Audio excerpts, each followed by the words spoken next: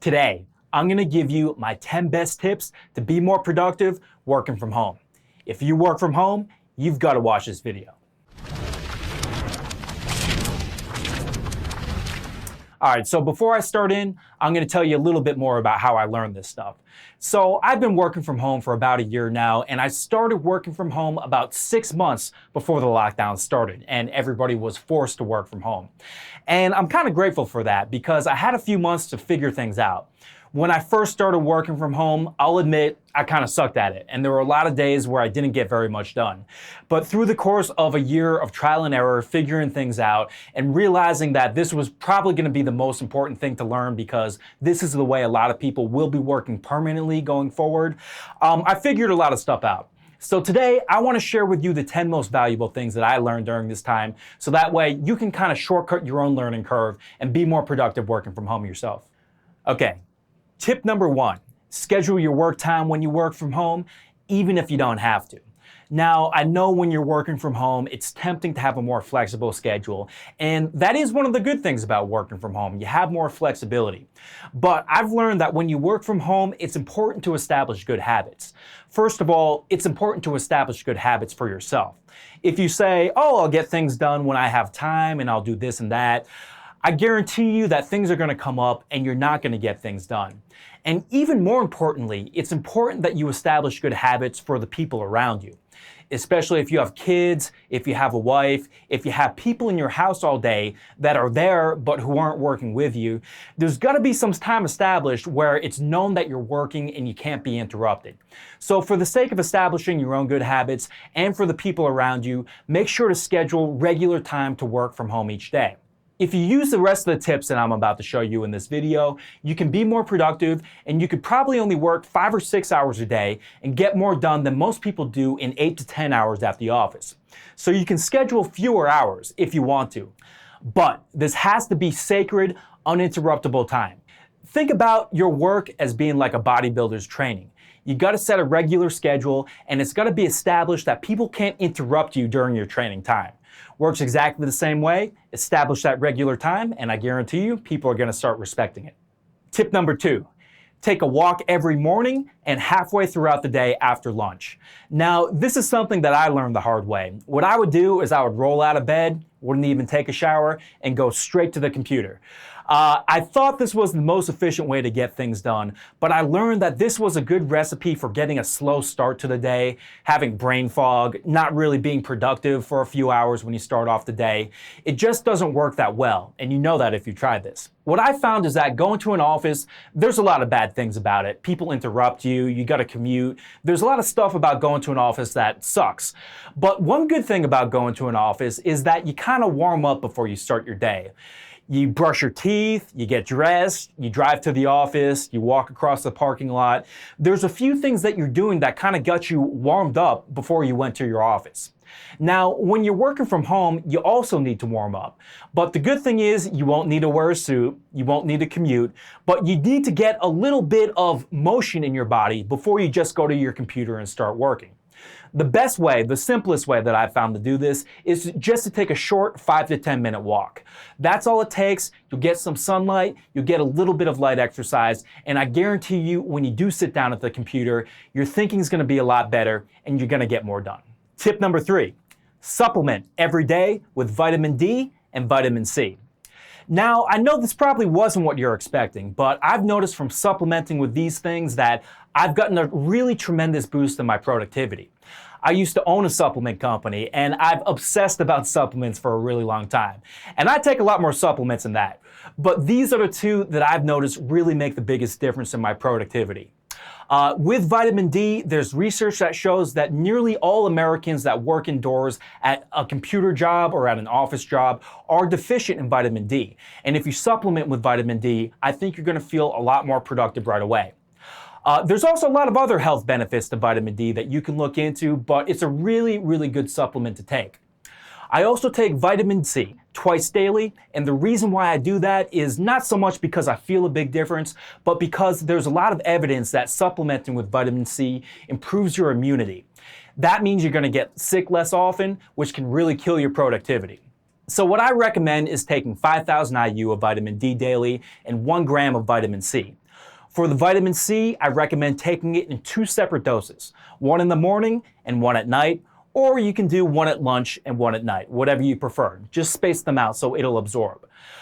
Now, I don't want to go too deep in the weeds and supplements in this video, but if you want to learn more about why I'm doing this, then I recommend you watch some videos from Dr. Rhonda Patrick. I'm going to link to her channel in the description down below, and you can also check out her appearances on the Joe Rogan podcast. And she goes a lot more in depth into why you should be taking vitamin D and vitamin C, and also why you should be taking a much higher dose than most people recommend. Okay, tip number 4. After you take your walk, you take your supplements. What I want you to do before going straight to that computer is to spend 10 to 15 minutes planning out what you're gonna do for the day. And here's what I want you to do. Now, you probably have a bunch of ideas for things that you could work on for your day. So I want you to spend a little bit of time brainstorming what you could work on and how you could spend the day. Let's say if I was doing this, I would brainstorm some ideas like I could write some ad scripts for clients, I could spend some time managing a Google Ads account, I could spend some time in meetings, meeting with people, trying to get them to be more productive. I could spend some time on Upwork, working with the contractors I have on there.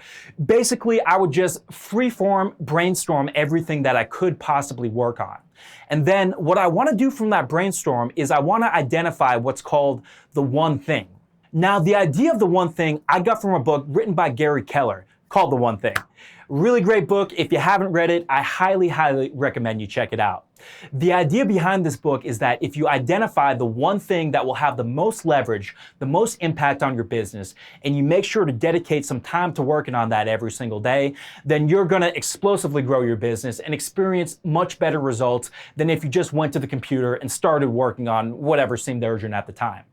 So you brainstorm your ideas, and then you identify the one thing that is the highest priority to get done in the day.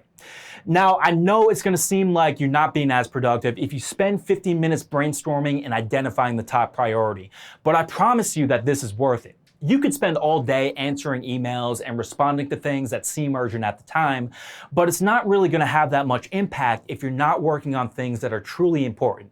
By identifying the one thing that is truly the most important in the long term for your business, you'll be working smart. You'll be focusing your attention on what really matters. So make sure you spend this time, brainstorm what you could work on, and identify your top priority. All right, tip number 5. Use sprints to focus on your highest priority task, that one thing. So now that you've identified the one thing, what I want you to do is to schedule a time where you're going to be sprinting or focusing only on working on the one thing throughout your day. If you're just starting to do this, put a time on your calendar where you have 45 minutes dedicated to working on your highest priority task. And here's what I mean by this. What you want to do during this time is to schedule time to work only on this one thing with no distractions whatsoever. Set a timer. I actually have an interval timer that I also use for working out. Put it on the wall. You can also just use a timer on your computer or your phone, but set a timer for 45 minutes and just say, for these 45 minutes, no interruptions, no distractions. I'm working on the highest priority thing only. If you're just starting off to do this, just do this for 45 minutes once per day, and you're going to notice a huge difference in your productivity. If you're a little more advanced, you can try to do it 2 or maybe even 3 times per day. Doing this is the way that you can get more work done with less time working. So I highly recommend it. Start sprinting on your one thing to get more done. Tip number 6, block distracting websites, or if you can, turn off the internet altogether. Now, when you're sprinting, you'll set that intention you're going to work only on that one thing, but it's easy to lose focus on that intention. Trust me, I've done it many times. So the way that I've gotten a lot better at this is by using a Chrome plugin called Block Site. You can use that if you use Chrome, or there's similar plugins no matter what browser you're using. Basically, what you want to use is some kind of plugin that will make it so that way you can't go to the websites that distract you. For example, for me, one thing I had a major problem with was that I would go on Facebook for a minute to take a break, then I would check something, then I'd start looking at somebody else's photos, and before you know it, I'm down the rabbit hole and like half an hour has disappeared, wasted on Facebook. So the only way that I have found to prevent myself from doing that is to literally block Facebook from my computer so it's inaccessible and I can't get to it. With Block Site, what you can do is you can set work hours. You could say from 10 a.m. to 4 p.m. You're not going to go on any distracting websites. And during that time, you can block Facebook.com and Instagram.com and CNN.com or whatever website you go on that usually distracts you throughout the day. So use Block Site. It'll improve your productivity tremendously. Now, even better than Block Site, if you can do it, is to literally turn your Wi-Fi off. Turn that internet off and just focus on what you're working on. Some of you guys may not be able to do this. For example, if you're managing a Google Ads account, you kind of have to be connected to the internet. So you could block every other website besides Google Ads, but you have to still remain connected to the internet for some things. For a lot of things, though, you can turn off the internet altogether and just focus on writing, or you could focus on graphic design, or editing a video, or whatever you're doing that doesn't require the internet. If you can do this, I guarantee you, your productivity will skyrocket if you can turn that internet off for just 45 minutes every day. And I know it's tougher to do it when there's no distractions to kind of give you a break every 5 minutes. But doing things this way, you're going to get so much more done in much less time. So you can work less and make more. So that's my next tip for you. Block distracting websites and just make sure that you turn the Wi-Fi off if you can. Tip number 7. Get a motorized standing desk. Now, I highly, highly recommend this, even though I know that some of you guys are thinking it sounds weird or it sounds difficult to stand up while you're working. But I guarantee you, once you get into this, it's going to improve your productivity so much. Now, I've tried actually working at a standing desk all day, where I stand continuously all day. And that is kind of difficult, especially when you're first getting into it. The best that I've found is a desk where you can adjust it, where you can sit when you want to, and then when you can stand up when you want to. This way, you could sit down, let's say for half an hour. When you start getting a little restless, you can stand up for 10 or 15 minutes. When you get tired again, then you can sit back down. If you're working from home all day, this is going to improve your productivity so much. And once you get used to it, you'll be able to stand for longer and longer. Not only this, there's a lot of research that shows that standing up throughout the day has a lot of health benefits. So if you're working on a computer all day, it's something I highly recommend. Tip number 8, invest in a great work from home setup. The best possible setup that you can afford. Now, I know some of you guys out there are college students, or you're really broke and you have to work with what you got. But I know also there's a lot of people out there that could afford a better setup and would be served by investing in that better setup that have instead foolishly chosen to invest in other things. For example, I know a lot of people out there that work from home full-time now, ever since the lockdown started, that don't have a great setup, that have a crappy webcam and an old computer, but yet they have 200 grand in their 401k. To me, that doesn't make any sense. When you're working from home, if you can get a computer setup that improves your productivity by even 10%, you're not just going to make 10% more. You'll probably make 20 or 40 or 50% more, because getting 10% more done will have exponential effects. It really has a bigger impact than you think, and it's worthwhile to invest in the setup, which is going to allow you to make more money down the road. Now, the type of setup that you'll need is going to depend on exactly what you're doing. No matter what kind of work you're doing, I recommend you get that motorized standing desk. I'll give you the link to the one I have in the description, and a good chair. I also recommend that you get a great microphone and a great webcam, because most of us are spending a ton of time on Zoom calls these days and other kinds of video calls. If you have a microphone and a webcam that makes you look a little bit better, this is kind of the new equivalent of wearing a suit at the office or just presenting yourself professionally. Especially if you deal with clients a lot, or if you're making videos for YouTube or Facebook on this webcam, it's really worth spending a few $100s to get a good camera and a good microphone. What I recommend is the Logitech Brio webcam and the Yeti Blue microphone. This is what I personally have, only cost a couple $100s for each, and I promise you, if you're on Zoom for multiple meetings every day, it's so worth it to have the best webcam and mic that you can get. Another thing that I recommend is having a 3-monitor setup. This might seem a little weird and nerdy for people that aren't a developer, or for people that aren't used to having multiple monitors, but multiple monitors will make you so much more productive. And again, even being 5 or 10% more productive will have a huge impact on your earnings. So get 3 monitors. The monitor that I recommend, I'm going to link to down in the description. I recommend a curved Samsung monitor. They're the best ones I've found. I've tried out a lot of them, and I recommend these monitors very, very heavily. Now, if you're like me and you don't do anything that's computer intensive or resource intensive on your computer, you don't really have to spend a ton of money on your computer itself. I have a Mac Mini that I bought a few months ago, and that works perfectly fine if you're just browsing the web, managing Google Ads, and writing documents in Google Drive. That'll be perfectly fine for something like that. You can just spend $1,500 or $2,000 on a decent PC as well. It'll work perfectly fine if you're doing work like this. However, if you're doing video editing, or let's say if you're doing graphic design, or if you're a developer, or if you're doing something that makes demands on your computer, which is resource intensive, then you're gonna wanna spend more.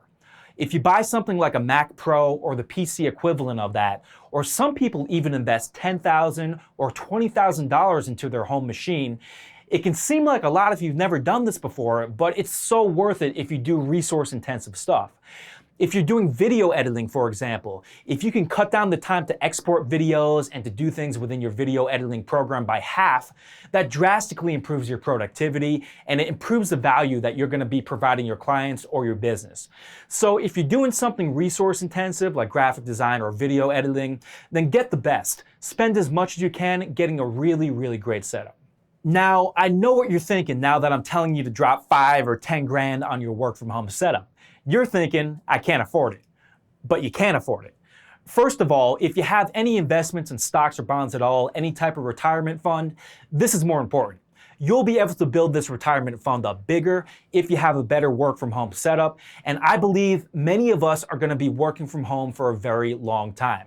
Second of all, I know you're probably spending some money on consumer goods right now, which should be reprioritized towards your work from home setup. For example, I bet you probably have a great TV. This is probably more important than your TV. If you have a great setup and you're real productive working from home for just a few months, you'll be able to earn enough to buy a much better TV than that. So prioritize this. If you work from home full time and your goal is to build an online business working from home, this is literally more important than anything else you could buy in your entire life. So spend everything you can afford on getting the best possible setup to work from home. Tip number 9, if you can, work alongside someone else who's focused and working with you. Now, I've spent some days working at home by myself, and I'm usually on Zoom calls all day, so I am talking with other people. But even so, I noticed that my mood is not as good if I'm working by myself for even 4 or 5 hours at a time, and my productivity is not as good as when I'm working alongside someone else who's focused. And I think it's just human nature. Now, even though we do have the tools to communicate with people online and to do Zoom calls and things like that, we're just not built to be by ourselves all day. If you just lock yourself in a room and type on a computer all day, you're not going to have as much fun, first of all, and you're not going to be as productive. Now, I know for some of you guys, this isn't possible. You just can't have another person over at your house. But if you can have a coworker at your house, if the two of you guys can work together, it's going to massively improve your productivity. One thing that Macy and I do is that we do our sprints together. We set our goal for the sprint, we identify that one thing, we set the timer together, and with 2 people focusing together, it's just so much easier to focus in and get things done. If you're sitting right next to someone who's zeroed in, focused, and working, you're gonna feel real bad getting distracted and going on Facebook. That peer pressure effect is just kind of inevitable. So see if you can find someone who will do this for you. Find a work from home buddy that will work alongside you. Even if you're not working on the same thing, if you're working on totally different projects, it doesn't matter. Just having someone else physically there will improve your mood and improve your focus. Tip number 10, maybe my most controversial tip, but in my experience, it's going to be the one that has the most impact. And that is to skip breakfast and to eat a salad for lunch. Skip breakfast, no breakfast, and eat a salad for lunch. Now, I know what you're thinking. I need to eat breakfast. I'm not gonna be productive if I don't have my breakfast burrito and my Taco Bell for lunch. I'm gonna be hungry all day. And you will be hungry for a few days, but eventually your digestive system will adapt. And once you're adapted to this, you're gonna be much, much more productive if you're not eating a heavy breakfast, not eating a heavy lunch, and you're saving that heavy food for after you're done working. And here's why this is. So before I did this, I was the type of person that would grab a bagel every morning or a breakfast burrito or something in the morning. I get hungry for lunch, so I go out and grab some Panda Express or some McDonald's or something like that. And on the days where I didn't do that, I was like, man, I'm starving. I gotta have breakfast and lunch or else I'm not gonna be productive. But then I got into intermittent fasting. And I noticed it was really great for fat loss and just for looking better and becoming healthier. But after doing it for a few months, I noticed, man, I'm actually getting much more done now that I'm into the rhythm of doing this. The first few days you do this, you have to go through an adaptation period. But just like working out, once you're into the rhythm, you're gonna be feeling better and it gets much, much easier the longer that you do it. So what I recommend is starting off your day, just having some black coffee to get you through to lunch. For lunch, just make a salad. If you're not experienced with eating salads for lunch, if you've been grabbing fast food, it's gonna be a little bit of a tough transition. But here's how I made the transition and how you can do it too. You could eat a salad for lunch and you could enjoy it. You might just have to make it a little bit of a higher calorie, unhealthy salad when you first start off. When I first started eating salads for lunch, it was the hardest thing ever. I was like, man, I gotta have that Panda Express or whatever I was eating. But I knew that for my health and for my productivity, I should transition to salads. So what I did is I went to the Whole Foods salad bar and I loaded that salad up with ranch dressing and cheese and bacon bits, and it was probably just as bad as the Panda Express. But it got me in the habit. And I gradually reduced the ranch dressing, went to healthier vinaigrette dressings, reduced the bacon bits, reduced the cheese, and over time, I gradually transitioned to healthier salads. So that's how you can do it too. Transition to eating a salad for lunch, and especially if you're hungry, you're gonna learn to appreciate that salad more. And even if you have to do an unhealthy salad with lots of dressing and bacon bits on it at first, that's all right. Just transition to healthier and healthier salads over time. Now, one other good thing about getting a salad for lunch is that you spend less time getting your food itself.